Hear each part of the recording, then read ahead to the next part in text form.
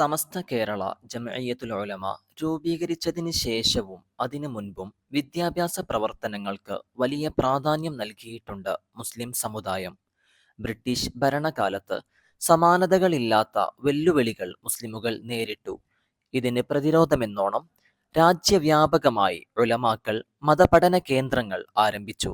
തമിഴ്നാട്ടിലെ പ്രസിദ്ധമായ ബാഖിയാത്തുസ് സ്വാലിഹാത്ത് ഉൾപ്പെടെ ഇന്ത്യയുടെ വിവിധ ഭാഗങ്ങളിൽ മതപഠന കേന്ദ്രങ്ങൾ ഉയർന്നുവന്നു. ഇത്തരത്തിൽ മുസ്ലിം മതപണ്ഡിതർ പ്രതിസന്ധികളെ തരണം ചെയ്തത് വിദ്യാഭ്യാസ സ്ഥാപനങ്ങളിലൂടെയാണ്. സാമൂഹിക ചുറ്റുപാടുകൾക്കനുസൃതമായ മാറ്റങ്ങൾ മുസ്ലിം സമൂഹത്തിന് അനിവാര്യമായിരുന്നു.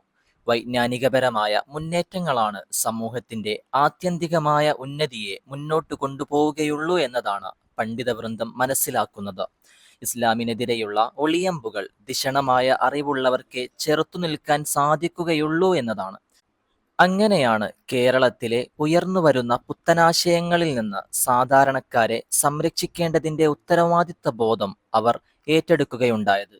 അതിന്റെ ഏകോപനം സമസ്ത കേരള ജംഇയ്യത്തുൽ ഉലമയിലൂടെ കേരളത്തിന് വിഭാവനം ചെയ്യുകയുണ്ടായി.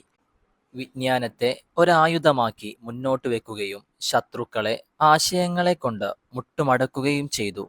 ഈ ദർശനം പിൻതലമുറയെ കൂടി ബോധവാന്മാരാക്കാൻ കേരള സുന്നി വിദ്യാഭ്യാസ ബോർഡ് സജ്ജീകരിക്കാൻ മുന്നോട്ട് വന്നു. മദ്രസകളിലൂടെ വിദ്യാർത്ഥികൾക്ക് ദിശാബോധവും ആദർശബോധവും വളർത്തിക്കൊണ്ടിരുന്നു.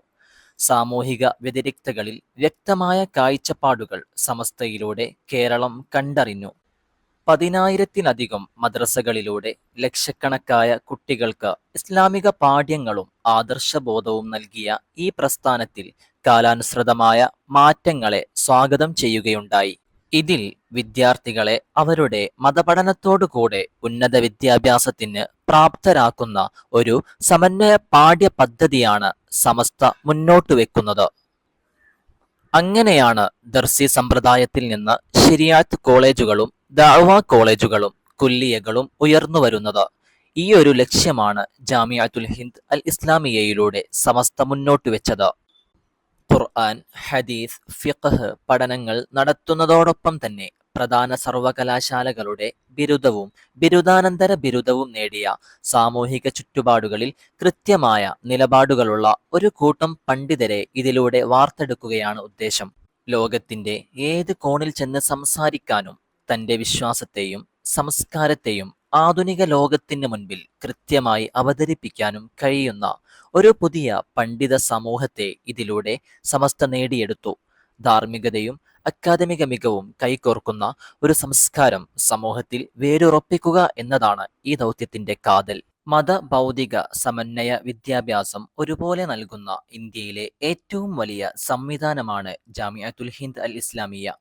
12,000-ലധികം വിദ്യാർത്ഥികൾ 300-ലധികം അഫിലിയേറ്റഡ് കോളേജുകളിൽ ഇന്ന് വിദ്യ അഭ്യസിക്കുന്നുണ്ട്.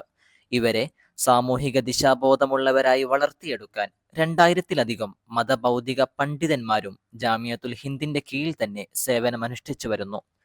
മതപാണ്ഡിത്യത്തോടൊപ്പം തന്നെ civil service, advocate, doctor, engineering, chartered accountant മുതലായ പല ഉന്നത മേഖലകളിലും ജാമിഅത്തുൽ ഹിന്ദിന്റെ അലുമിനികൾ ഇന്ന് സജ്ജരാണ്. നൂറുകണക്കിന് വിദേശ യൂണിവേഴ്സിറ്റികളിൽ, സർക്കാർ ഇതര സർവീസുകളിൽ, ഗവേഷണ രംഗത്ത്, പോളിസി ക്രിയേഷൻ മേഖലകളിൽ, പ്രാസ്ഥാനിക നേതൃത്വങ്ങളിൽ തുടങ്ങിയ എല്ലാ മേഖലകളിലും ഹാദി ബിരുദധാരികൾ സേവനമനുഷ്ഠിക്കുന്നുണ്ട്. 7ാം ക്ലാസ് പഠനം പൂർത്തിയാക്കിയവരെയും 10ാം ക്ലാസ് പഠനം പൂർത്തിയാക്കിയവരെയുമാണ് ജാമിഅയിൽ തിരഞ്ഞെടുക്കുന്നത്. ഹൈസ്കൂൾ ലെവൽ പഠനം ഫൗണ്ടേഷനും ഹയർ സെക്കൻഡറി പഠനം ഇന്റർമീഡിയറ്റുമായിട്ടാണ് ജാമിഅത്തുൽ ഹിന്ദിൽ വിദ്യാഭ്യാസം തുടങ്ങുന്നത്. അതോടൊപ്പം വിദ്യാർത്ഥികളുടെ അഭിരുചിക്കുതകുന്ന വിവിധ ബിരുദ പഠനങ്ങളും ജാമിഅയുടെ കീഴിലുള്ള വിദ്യാഭ്യാസ സ്ഥാപനങ്ങളിൽ നൽകി വരുന്നു.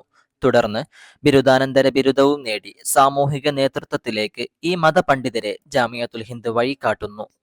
റിസർച്ച് പ്രൊജക്റ്റ് പോലെയുള്ള അക്കാദമിക് സംവിധാനങ്ങളിലൂടെ ഇസ്ലാമിക പഠനങ്ങളെ ഗവേഷണ നിലവാരത്തിലേക്ക് ഉയർത്തുന്ന സംവിധാനവും ഇതിന്റെ പ്രാധാന്യം വർദ്ധിപ്പിക്കുന്നുണ്ട്.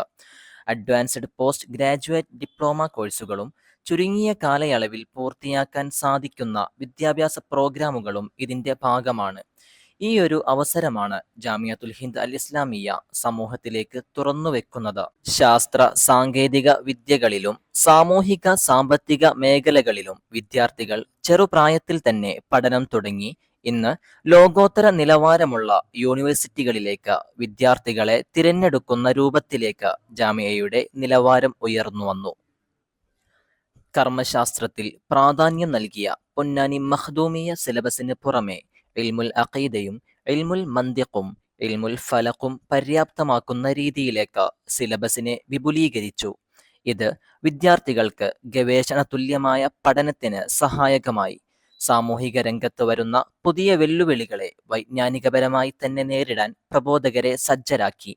പ്രകൃതി സൗഹൃദപരമായ ഗ്രീൻ ക്യാമ്പസുകൾ വായനക്കും ആരാധനകൾക്കും ശാന്തമായ അന്തരീക്ഷമൊരുക്കുന്നു.